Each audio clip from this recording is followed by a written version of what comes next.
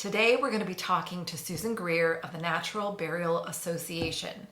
Now, Susan and I met at an event and we just hit it off like wildfire, talking about natural burial. She enlightened me on so many things, and I begged her to come on and have a conversation with me so you also can learn about all the options you have about natural burial. What is a natural burial? Where can you do it?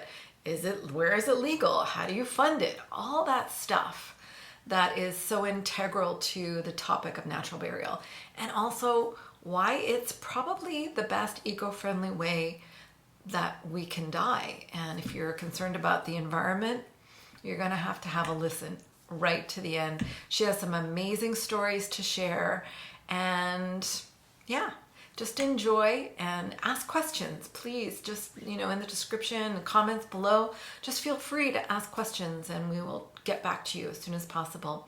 And don't forget to wait until the end. All the way to the end, I've got a surprise for you so you can start your exit planning process. Enjoy.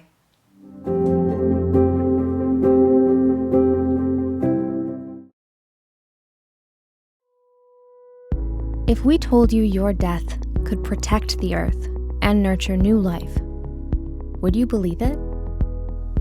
With natural burial, it can. Natural burial is one of the most eco-friendly ways of caring for our dead. Without the use of chemical embalming, we are laid to rest in a biodegradable casket or wrapped in a shroud, and our body contributes to the earth's renewal. Natural burial grounds aren't at all like modern cemeteries. Rather than a manicured lawn with rows of tombstones, imagine a quiet forest or a wild meadow. Graves are marked by simple stones, native plants, or a communal dedication. However commemorated, the location of every grave is recorded. The people who run natural burial grounds ensure the land is restored and protected in its natural ecosystem. You might think, isn't cremation eco-friendly? Not at all. The body is incinerated at about 800 degrees Celsius for 2 hours, and carbon dioxide is emitted into the atmosphere. You might worry that scavengers will dig us up. We are buried too deep for scavengers. We feed the soil, not the wildlife. Nor do we harm the water. Just like modern cemeteries, natural burial grounds are regulated. We're often asked if natural burial is legal. Absolutely. Before funerals became commercialized, natural burial was the way many of our ancestors cared for their dead, and to this day, several faiths uphold the tradition. At natural burial grounds, we're invited to participate in the ceremony by laying the body to rest, filling in the grave, and decorating it. One guest wrote, "Everyone who attended has stated a desire to be buried here. The whole experience was perfect in every way." With nature as our teacher, being in its midst helps us see death as part of life. There is solace in knowing our loved one's last act is giving back to the earth. Today, there are hundreds of natural burial grounds worldwide, started by people with compassion for the planet and the families they serve. In Tennessee, Larkspur Conservation spans 112 acres of diverse forest and meadow. Every burial is an act of healing. In one of England's national parks is South Downs Natural Burial Site, where each grave is dug by hand to minimize environmental impact and to respect the area's tranquility. In BC, Catherine Valentine and Gavin Johnston created Salt Spring Island Natural Cemetery. As current stewards of the land, their mission is to restore the forest to one of giant Douglas firs. Salt Spring is Canada's only public natural burial ground that stands alone in nature, not attached to a modern cemetery. In Ontario, some cemeteries have sectioned off a natural burial area, but we believe our province is capable of bigger, wilder possibilities. Expansive sites that protect Ontario's beauty and offer people a final resting place in nature. The Natural Burial Association, a non-profit organization independent of the funeral industry, aims to bring this option to Ontarians so we can choose to leave a legacy of nature. Please lend your voice, share this video, and follow us on social media. Hey, hi, Susan. Hello, So Diana. I'm so curious as to how you stumbled into working with this association, the Natural Burial Association. What drew you to this work and this advocacy? Well, there was a day I couldn't go to my marketing job because I had a cough. It was that crazy cough that was going around Toronto in 2018. So I was at home lollygagging in bed and listening to CBC, of course. And there was a program on natural burial, and it was like an aha moment for me. I'm comfortable around death. I'm freaked out about the environment. And it just made so much sense. So I just, a couple days later, phoned the urban planning department of Toronto because, well, this is such a no-brainer idea. I thought I'll make one phone call and it will get done. And now here we are 5.5 years later, and still, working away at this. But what happened was, so then I made that phone call and it was a complicated response. And then I'd make another phone call like to a conservation authority. And it just got more and more bogged down in weeds and complicated stories about how to start a cemetery. And then I happened upon this site, the Natural Burial Association, and through marketing, one of our clients has been Environics, and one of the founders had been Michael Adams, who founded Environics. So I reached out to him and said, hey, can I help out with NBA, as we like to call ourselves? And he said, no, talk to Michael DePontier, who founded it with Marianne Brinkman. And so I went to meet with him, and it had been really, the organization was entirely dormant. It was about 2 months away from the URL expiring. And he, I guess because of my marketing background, Michael just said, run with it. So, and the board is the same board that was there at the beginning, which is really nice. Wonderful. So Yeah. tell me more about the founders and how did they start and who are they and why is this so important at this time? So this is an association that I want our viewers to understand. You're an advocacy group for natural burials, correct? Yes, we're 100% volunteer, nonprofit. We don't make any money. No money comes into us. Some of us lose our personal shirts. We are, I just heard about that. This is just makes so much sense that we have an environmentally friendly end of life option in Canada, right? It's just, it doesn't make sense that we only have cremation and conventional burial. So what happened was Marianne Brinkman, who was the founder of Owl and Chickadee magazine, those two Canadian nature magazines that so many kids have read. Yeah. She has UK relatives, and she was over in the UK for a funeral, and it was a natural burial. And then she comes back, and she's got the entrepreneurial spirit, of course. She started some publishing mags. And then she comes back and talks to her equally environmental colleague, Michael DePontier, and says, there's this thing, natural burial. And he is so concerned about the environment. And she said, okay, we got to get it going. So then they started this organization. And I think it was just a little bit before its time. Like there's hundreds of natural burial grounds in the US and the UK, but at the time there probably wasn't the panic that there is for the environment. There, a lot of other reasons. It just didn't quite take hold. So the organization, after a while, it was dormant.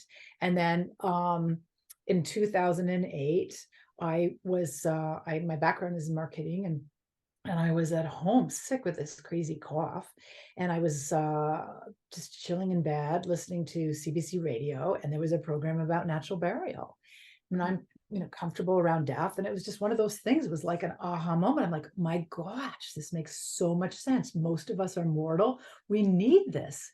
And so I thought one phone call to the Toronto Planning Department would take care of it, but that was the stupidest, naivest thing ever. And so 5 years later, We have a big team of volunteers, and the role of the Natural Burial Association is to firstly educate people, because just over the half the population knows about natural burial. So let people know that there's this option.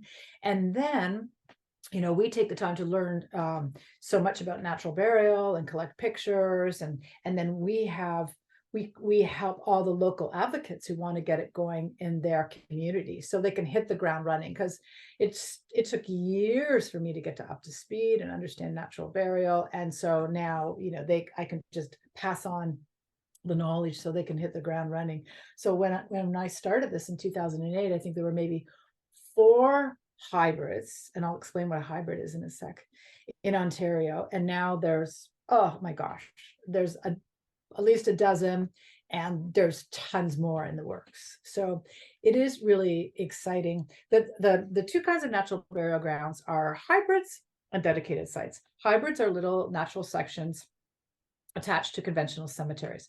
They can be anywhere from 1/4 of an acre to 2 acres.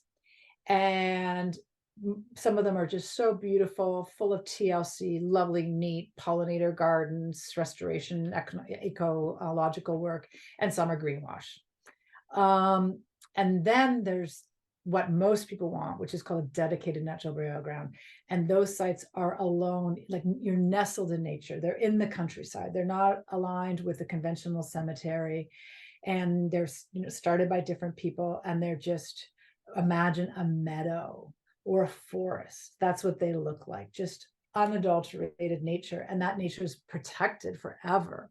So people dying there are leaving a legacy for future generations. That sounds really idyllic. The first time I ever heard of this, of even consciously thinking that it was an option, was when my now ex-husband and I were young and having kids, and we had to make our will, and we started talking about, how do you want to be buried? And my ex said, "I'll just put my body in a shallow grave in the forest." And I'm like, what?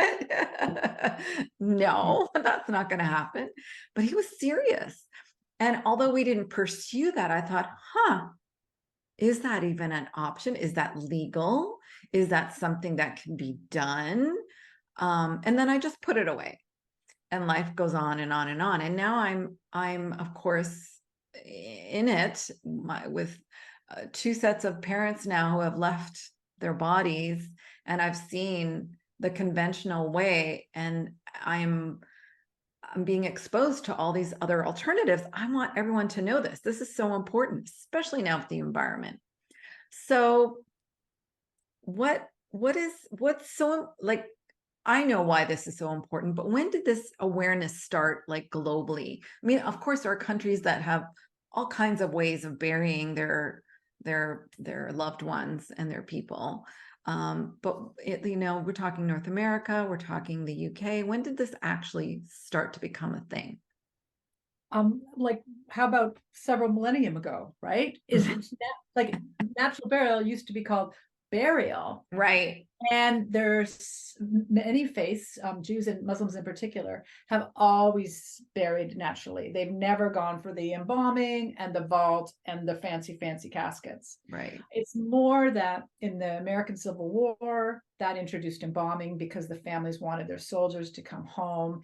And then, while we have a room called a living room, it's because there used to be another room where we took care of the dead, right? And then there became funeral parlors. And so then the whole industry became commercialized. And now you're asking the question that's asked all the time, like, is this legal? And it never became illegal. It's just that things became commercialized. So yes, your husband could do exactly, ex-husband could do what he wanted to do. In Picton, Ontario, they have a forest burial, and he could be there in the trees. It's beautiful. Also, the only dedicated public site in all of Canada is on Salt Spring Island. It's behind a farm. It's beautiful, such rich like ferns and Douglas fir. And there is also an opportunity to be buried amongst the trees and protect that Douglas fir ecosystem forever. Wonderful. Yeah. So okay, so it was never illegal. It just was sort of put out of our consciousness. And even this past year, when my mother passed, I was given an option. Do you want to embalm or not? And I'm like, no, I don't want it. Have her embalmed. Why would we embalm her? Like, we're not going to do a big, huge service where she has to be on display. I know that that's why we do these things. But so I was like, oh, wow. Yeah, look at that. I actually have an option, because the thinking is you have to embalm.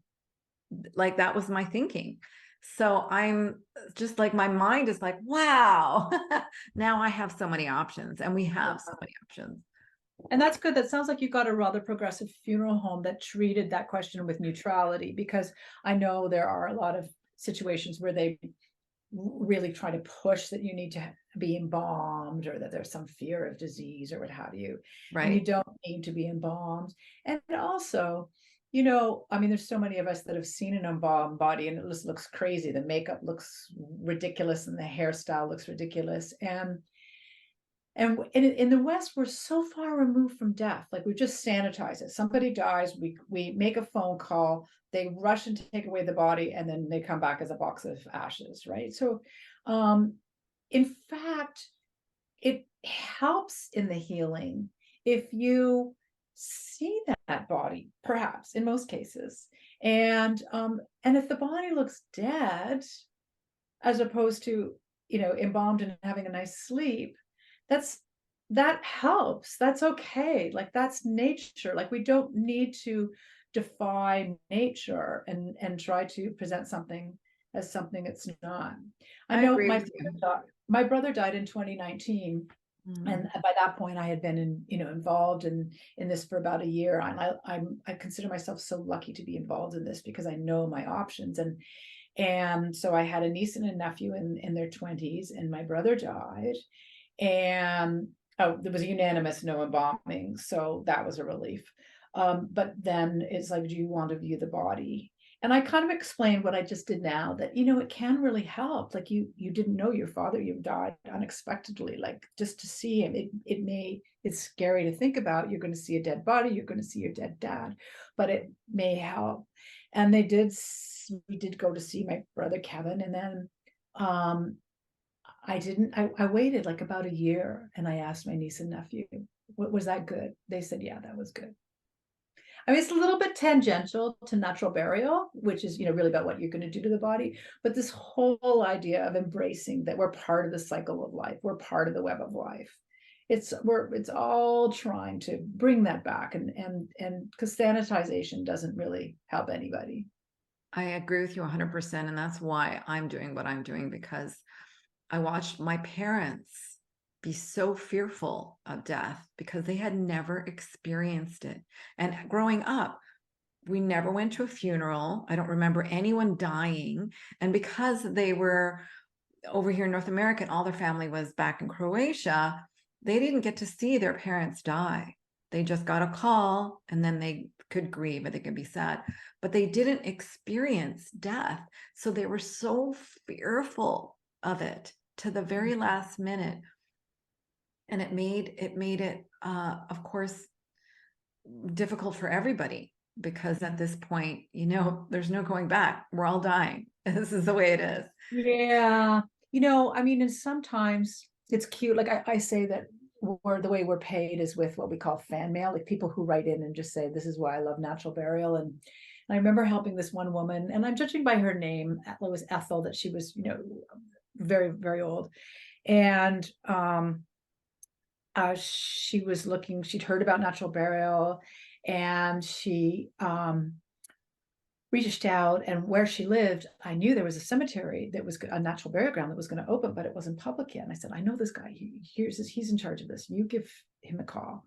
So she called him, and then there was an email in my inbox the other day that, honestly, like, I get shivers in my spine still thinking about it now. And she just said, you've given me such comfort and such peace of mind. Thank you so much. Because there's a couple reasons why people like natural burial. And it's not just because it's eco-friendly. The cremation, which is 70% of Ontarians and 90% in BC of people opt for cremation. The national average is about 70. Wow. And where I mean, not only is it sanitized, your final act is in essence belching carbon into the atmosphere, right? Which we all know is bad. And this way, it brings people comfort for lots of reasons. Like one, their final resting places in nature. So you do, like we were looking at a location the other day, and we were walking around. We're like, "Hey, have you picked your spot?" And you think, "Oh my gosh, like this is going to be a beautiful place to be." Like you can't rationalize, "I'll be dead, I won't know," but like the thought of that's where I could be is just so beautiful. Yeah. And then that land is protected forever. So you're leaving a legacy to future generations, right? And you're giving back to the earth. There's a reciprocity that fueled you through life. There's so many reasons why people love natural burial. And it's not just a lefty, hippie, tree hugging thing at all, quite to the contrary. The other thing that's really cool is that, I mean, to reinforce that it's not just a niche thing. We've done surveys, people of all ages, all income brackets, all education levels, and voting for all parties. It's not like they like it on the Green Party and they like it in the Progressive Conservative Party. Like it appeals to a great range of people because it's authentic. Like it's the only option that's not a process, right? It's just letting nature run its course. Yeah, which is really the only thing, you know. Yeah. So Do you want me to explain what natural burial is yeah, that to was your my next listeners? question. Give me Yeah. an example of what a natural burial is as opposed to, a non-natural burial. Okay. So natural burial is when you are buried, you're either wrapped in a biodegradable fabric shroud like linen or silk or cotton, and you are not embalmed.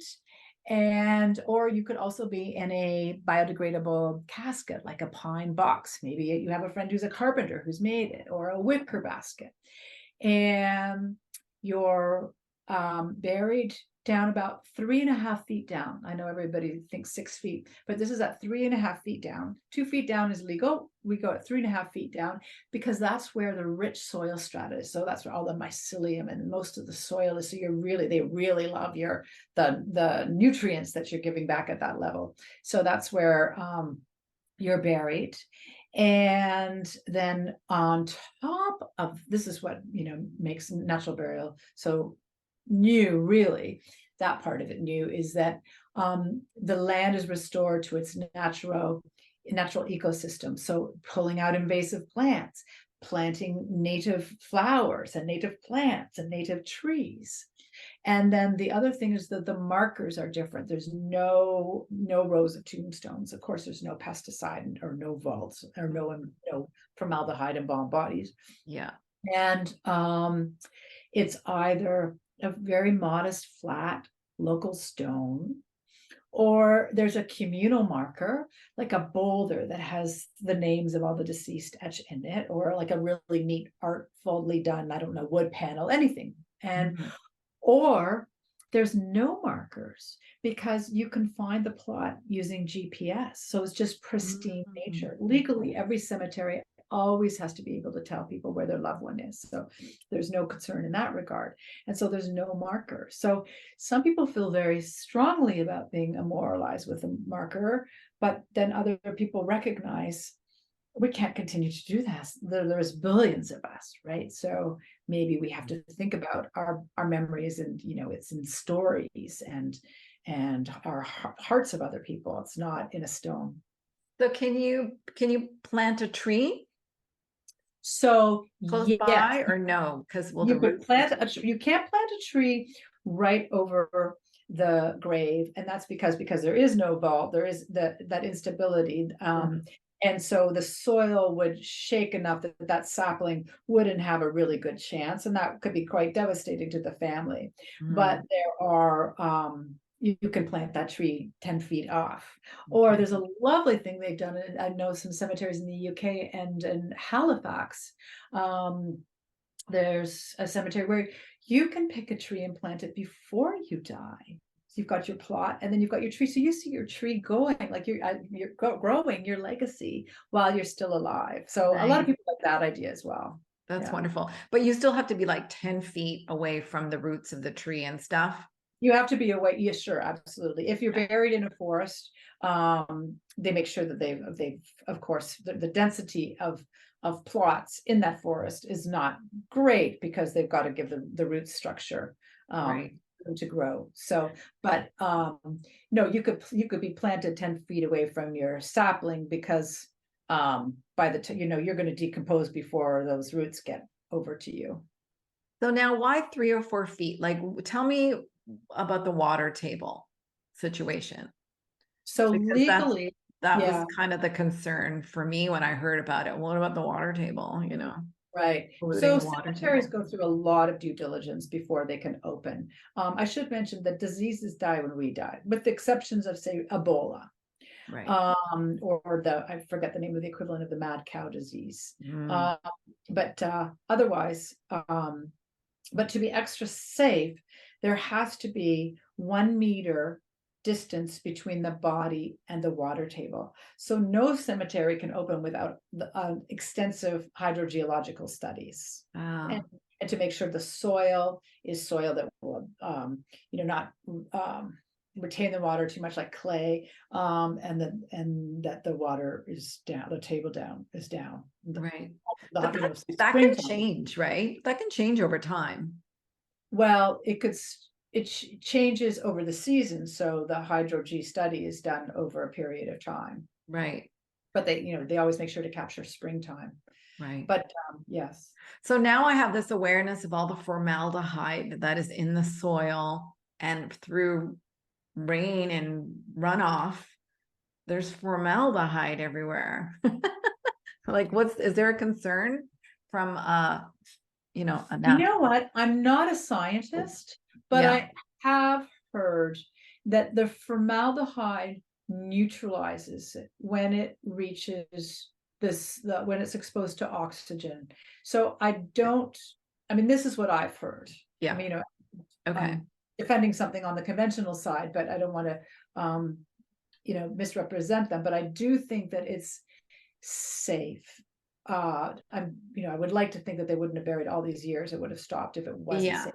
Yeah. And What is worrisome where formaldehyde is concerned is it's very, very unhealthy for those that are the embalmers. They have an incidence of, like, say, 5 times the national rate of ALS, and I think it's leukemia is the cancer that they're more apt to get wow.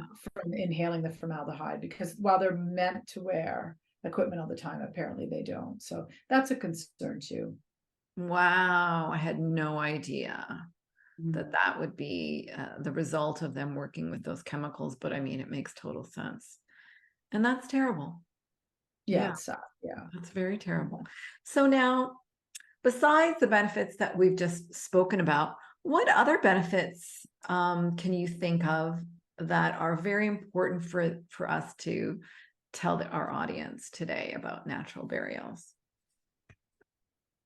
Well, So we talked about usually when you describe it, people they latch onto the idea, unless there are some people, and this is why this isn't about one option being better than the other. It's all about having options, right? And but there are some people who could be, love nature or be concerned about the environment. They're like, I don't like worms, so they're not going to like natural burial. That's fine. right. But if they do like natural burial, the thing to do is, you mentioned earlier with your ex-husband writing it into your wills. Often the wills aren't read until after the interment, right? So you have to find somebody you really trust and make sure they know where your written wishes are, and that those are seen before any service is put together. Because that's Yeah. important. It's really comforting for those people to know that they're doing what you had hoped for. Yes, that So is so important. that's really important. And the other thing with natural burial, we did have an incident where a man went to his nephew's natural burial, and it was at a beautiful site, but it was in November. And November in Canada, and most parts of Canada, is like pretty yucky, right? And she just thought, bleh, it looked like a construction site, because they don't put that artificial turf over the mound. They just it's nature.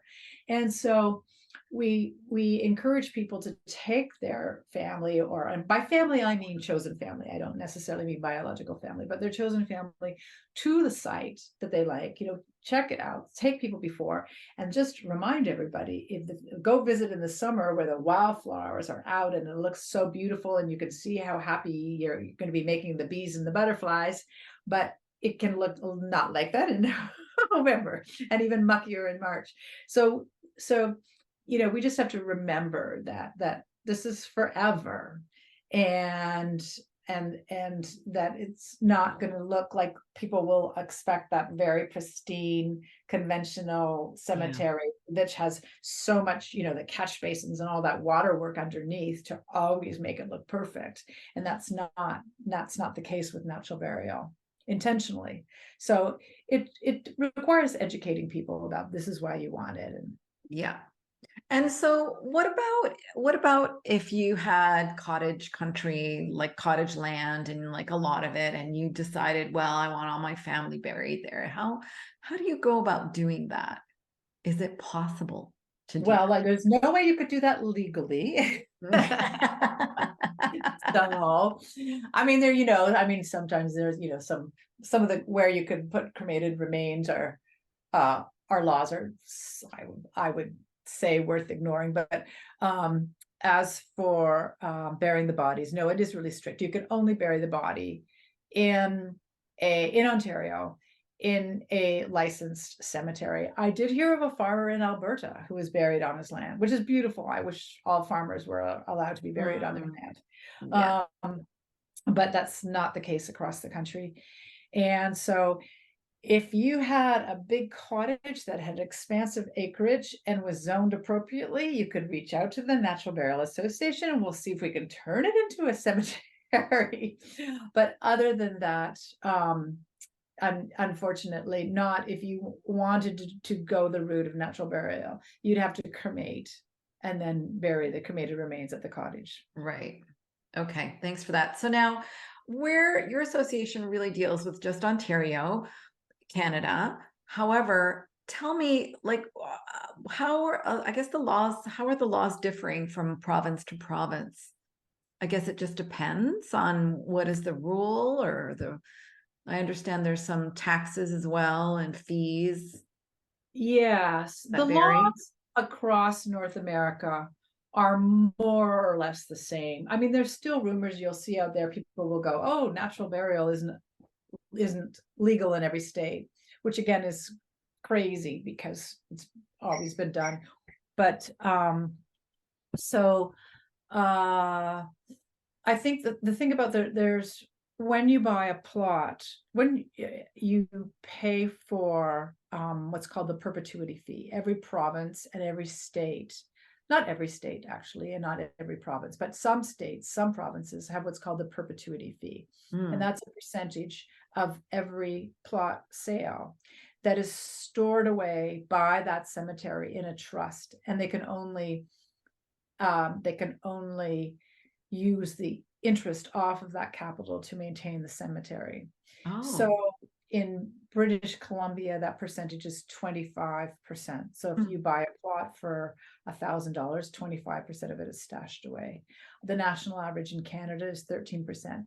In the United States, it would be probably, because there's many states that don't have it, and there's some and the ones that do are about 10 or 15%. So the average would be probably around 10%. So Ontario is just like through the roof punitive fee at 40%, which is insane, because it's insane for natural burials, because of course you don't have the maintenance work of natural burial that you would otherwise. So yes, this is the thing. Yeah. Are you advocating? I read somewhere on your site that you're working towards trying to bring awareness and reduce that in Ontario. We're going to start a big campaign in January to bring awareness of this naughty cemetery fee in Ontario and get people writing their MPPs, because it's just nice. I mean, for people, it's so important. This is a big milestone. Like, your death is a big milestone.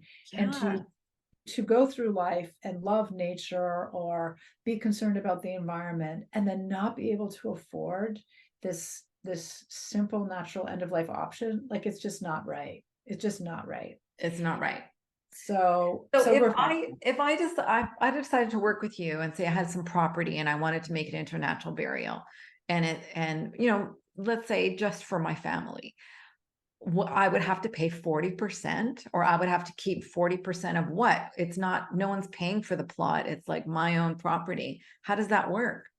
you couldn't start a cemetery just for your family. That doesn't happen anymore. They don't do that. No, Wow. because the provinces and states that collect that perpetuity fee, they usually have laws where when a cemetery is abandoned or full, like a lot of churches have just abandoned the cemeteries, they become the responsibility of the municipality.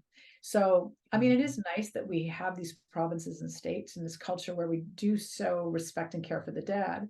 But so if you had your farm or your cottage and then you had your little plot with 4 people, like that forever has got to be a cemetery that the municipality forever are responsible for. So it's a lot.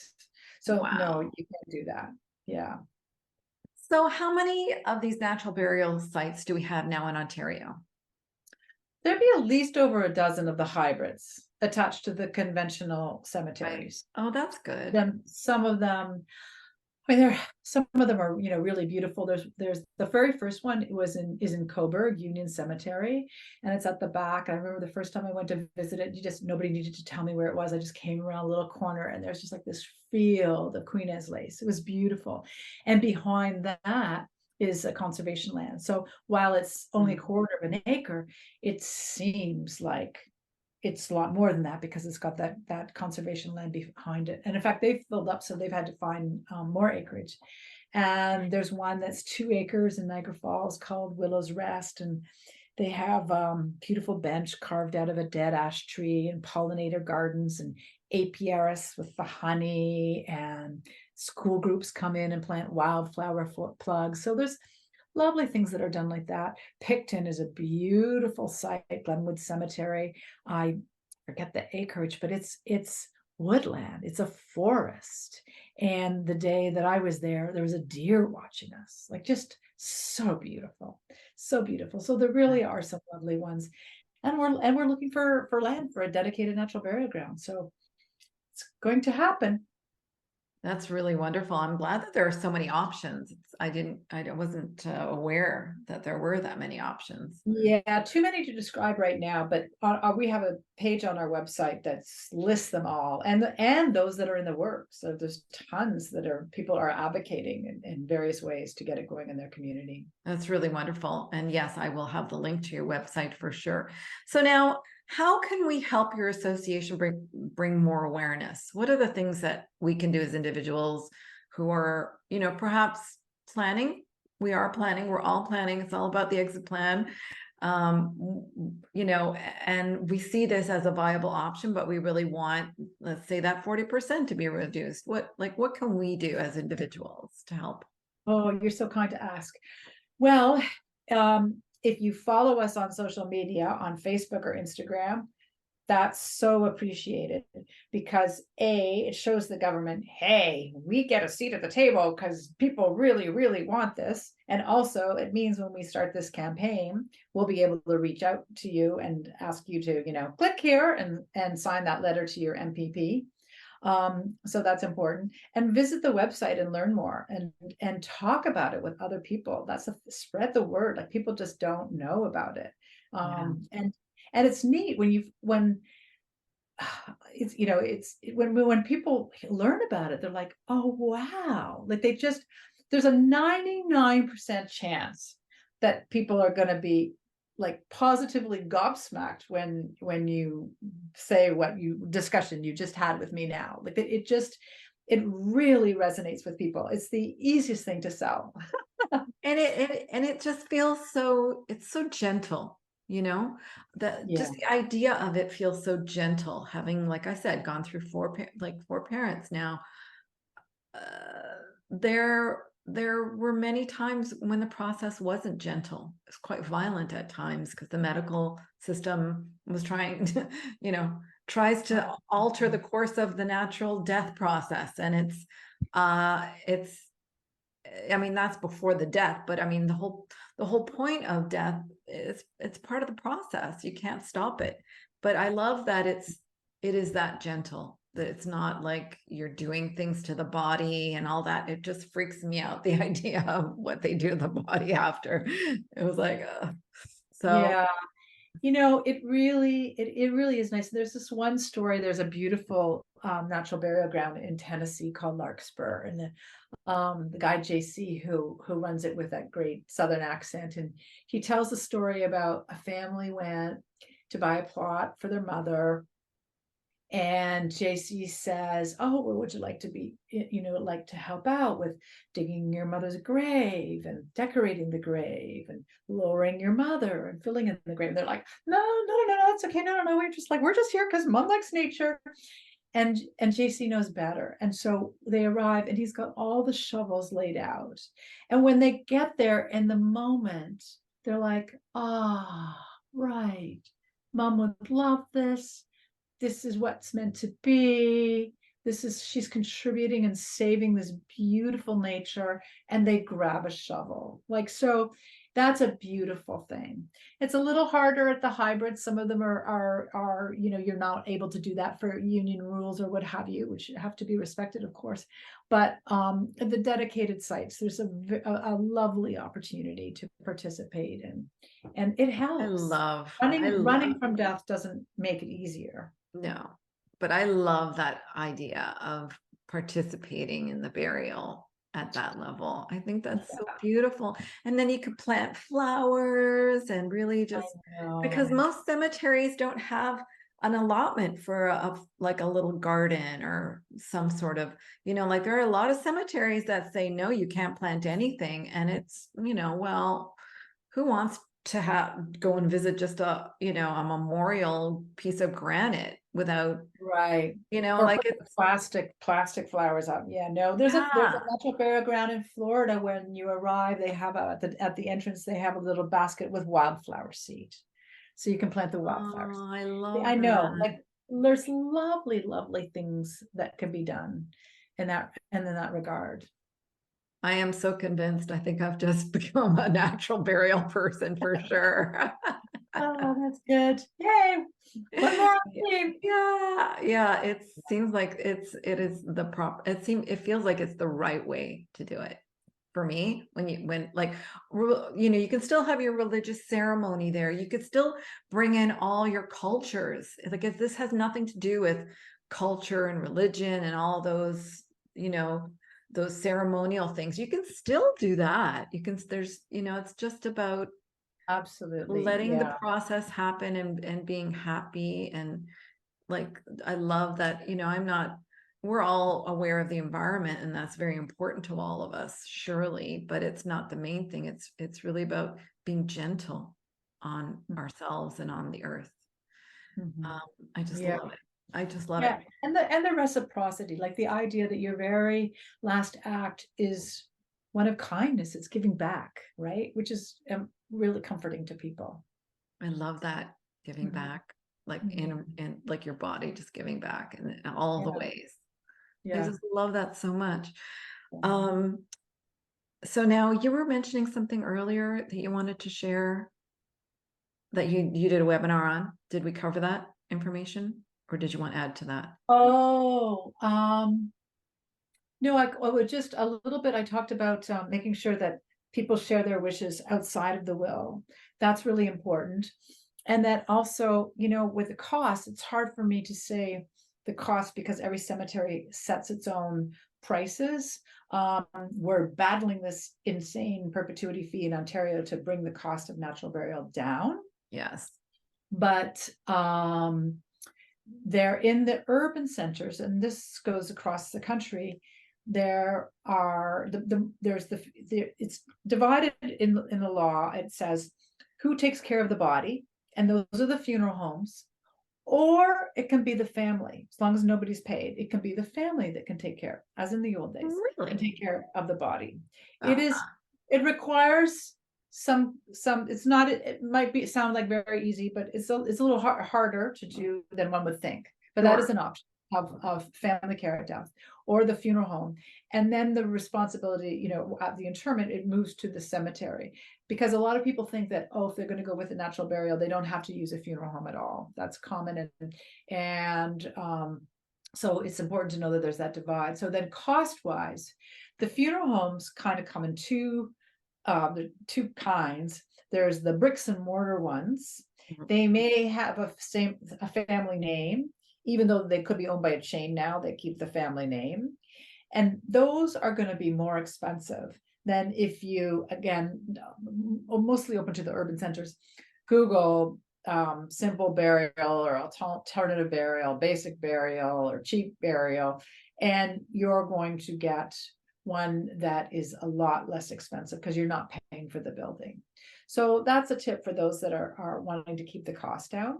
And then the funeral homes can, you know, you can pick a natural burial ground. We often advise people, if you are interested in natural burial, start by finding the natural burial ground that appeals to you, and then ask that cemetery, which of their funeral homes would you recommend that are on board with natural burial?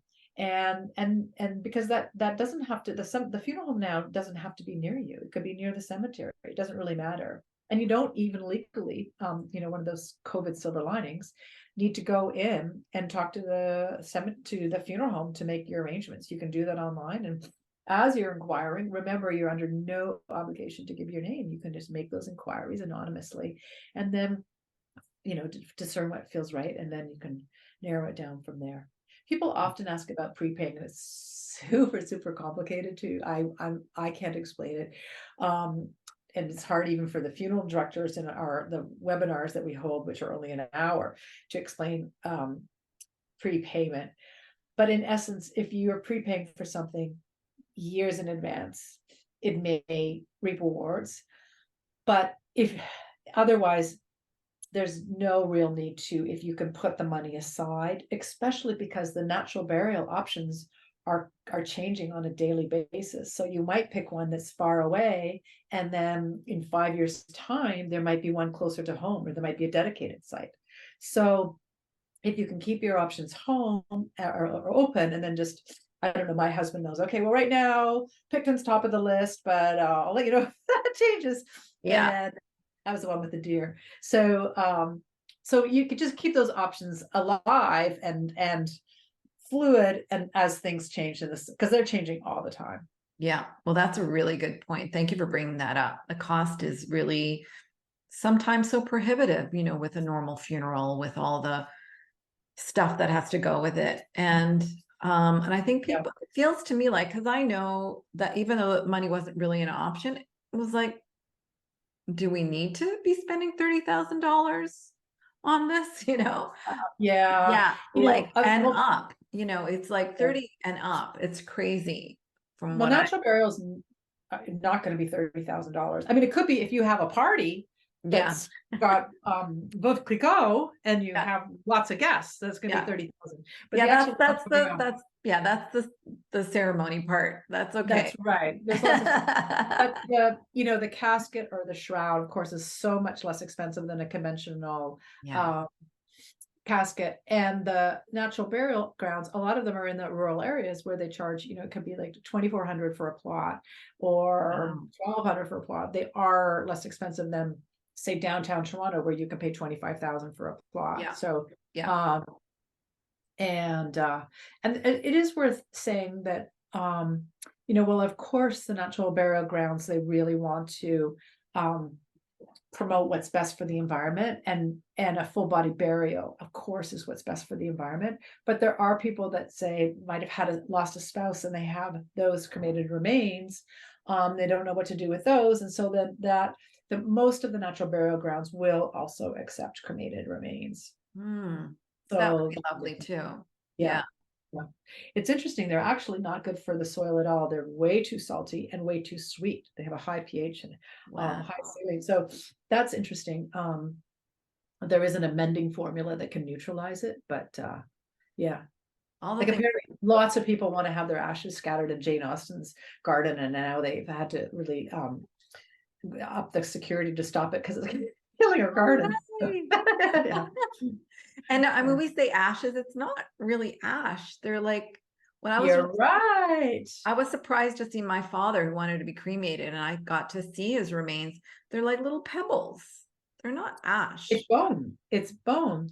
So the Bone, yeah. body is in the incinerator at about 800 degrees Celsius for about 2 or 3 hours. It takes Mhm. about 1 to 2 SUV sized tanks of gas, of fossil fuel, and at the end of that, there's bones, and then they have a machine that pulverizes the bones. So that's what you were seeing is bones. Wow. All Thank you those for bones. enlightening me. I didn't know that at Yeah. all when I Yeah, no, I asked. think a lot of people think because it's fire that's ash, but it's not. Wow. Yeah, because we see that on Hollywood films. It's all ashy, you know. Right. Not Yeah. at all. Yeah. Okay, well, so natural burial, such a great way to go. And in order to help get the word out, we're going to go to your website. We're going to sign up for your newsletter. We're going to spread the word. Now, did I see something like a pamphlet people could download in order to? There is on our website, there's a resource page that's got, Great. it's a little PDF that says considering a natural burial, just describes what it is and addresses the common questions like, is it legal? Are you going to poison the water? Are scavengers going to eat you? Yeah. Those are those are like the top three. And yes, and on social media, we post a couple times a week on Nice. Facebook and Instagram. Follow And you on thank you. Instagram. And that's great. Okay, and now I have one last question for you. Yeah. So where is your burial ground going to be? Have you picked a spot?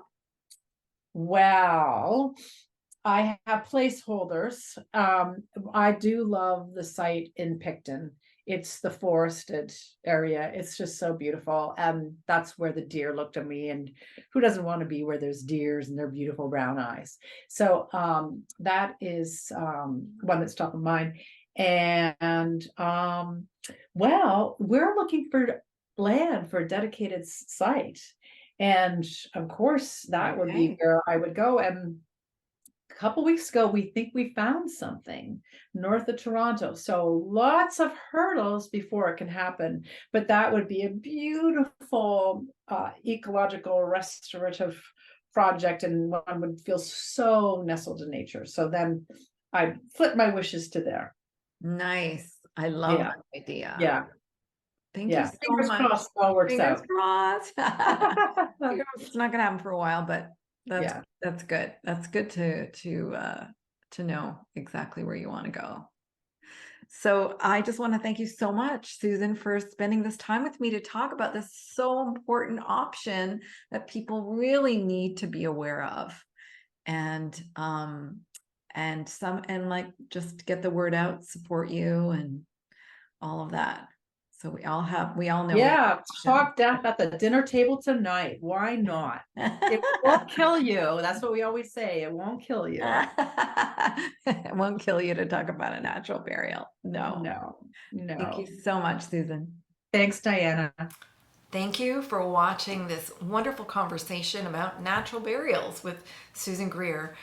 I don't know about you, but after this conversation, she completely converted me because I was a little skeptical about the whole process and how accessible it was and how expensive it was. And honestly, I am definitely a convert. I think I'm going to go natural burial. Before I was cremation, and now I'm natural burial. Anyways, I hope you are able to get more clarity on this topic. And of course, if you have any questions, please just add the comments. And don't forget to subscribe and share this video with someone you think might benefit. Until next time.